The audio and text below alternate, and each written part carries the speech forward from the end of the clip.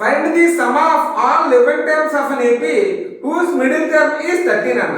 ఓకేనా, middle term అనేది ఏమి ఇచ్చాడు, 30 అని ఇచ్చాడు. సో అడు n ఈక్వల్ టు ఎంత ఇచ్చాడు అన్న, 11 అని ఇచ్చాడు. రైట్, అంటే మనకి n ఈక్వల్ టు 11 అయితే మిడిల్ టర్మ్ ఏమవుతుందా అంటే ఆడ్ నెంబర్ అయినప్పుడు n ప్లస్ 1/2 నాన్న, అంటే 11 ప్లస్ 1/2 అంటే సో 12/2 నాన్న, అంటే 6 రా. ఏ 6 ఈక్వల్ టు ఏమన్నా a plus 5d, a plus 5d equal to అది ఎంత ఇచ్చాడు, మిడిల్ టర్మ్ 30 అని ఇచ్చాడు అన్న.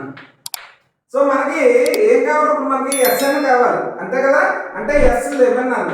S11 equal to 11/2 into a plus a11 అంతే కదా. సో 11/2 ఇంటూ ఏ నాన్న, ఏ వాల్యూ అంతా మనకు తెలియదు కదా, a ప్లస్ a11 అంటే a ప్లస్ 10d నాన్న అంతే కదా. 11/2 ఇంటూ 2a ప్లస్ 10d నాన్న.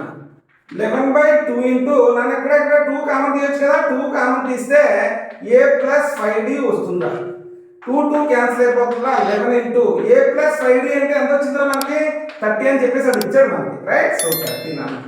11 3 33 అంటే 330 నాన్న. S11 వచ్చేసరికి ఎంత, సమ్ ఆఫ్ ది 11 టర్మ్స్ వచ్చేసరికి 330 నాన్న. That's it. ఓకేనా.